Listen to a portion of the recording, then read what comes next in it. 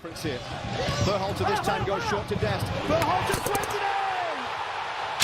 啱過去嘅11月咧，美國對陣烏拉圭嘅國際友誼賽入邊啊，有個嚟自溫哥華白浪隊嘅中場球員咧，射入咗佢人生嘅第一粒代表美國國家隊嘅入波。嗱，呢名球員咧，極有可能啊係美國隊未來2屆世界盃嘅中場核心球員，佢就係斯巴斯坦巴哈達。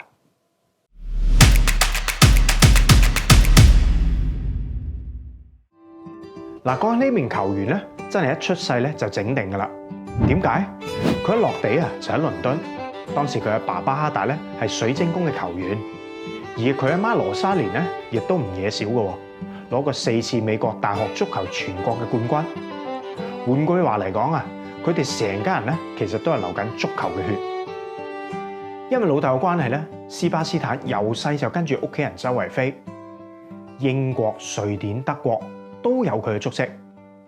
直到後來老豆掛靴，主人做教練，全家人咧搬翻美國之後咧，呢種咁嘅環遊世界學踢波嘅生活咧，先至叫做停咗落嚟。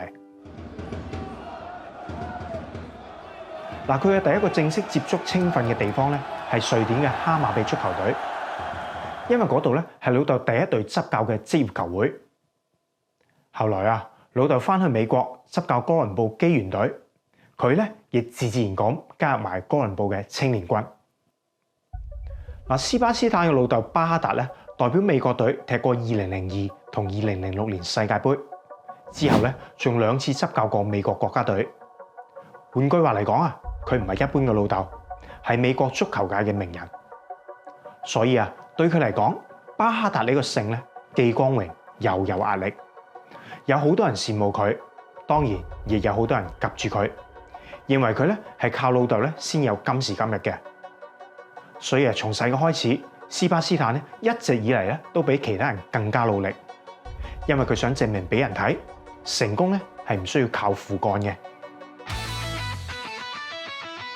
嗱，斯巴斯坦咧喺哥倫布青年軍咧踢咗5年，後來咧去咗阿媽嘅母校北卡羅來納大學踎咗1年。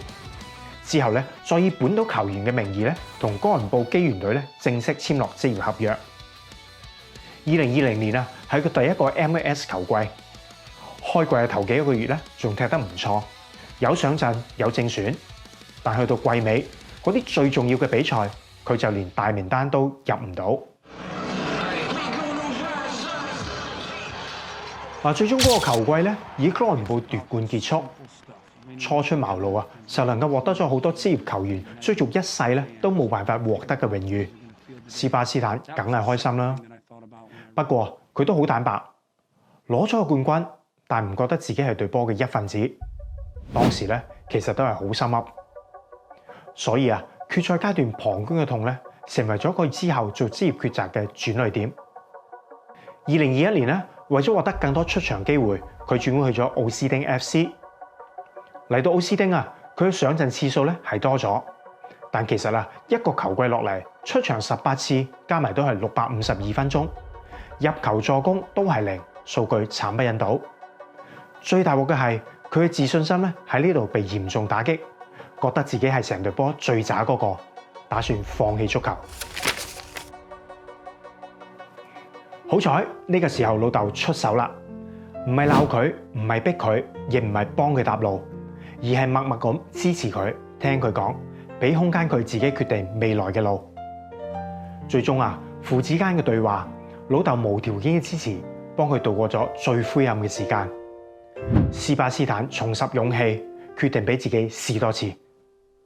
2022年新球季即將來臨，本來咧佢已經準備好返哥倫布打預備隊㗎喇，點知咧人生就係咁奇妙。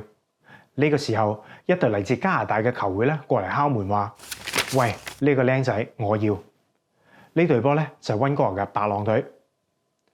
嚟到溫哥華，新環境、新生活，結果佢人生由嗰刻開始反轉。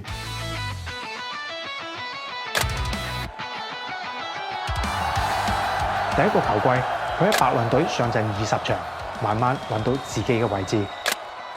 第二個球季升到37場。開始成為中場重要嘅一員。到咗第3個球季，幾乎每場都上陣，45場比賽令佢成為球隊嘅真正嘅中場核心。2025球季係佢目前職業生涯最佳嘅球季，8個入球、13次助攻，帶領白狼隊闖入 MLS 總決賽。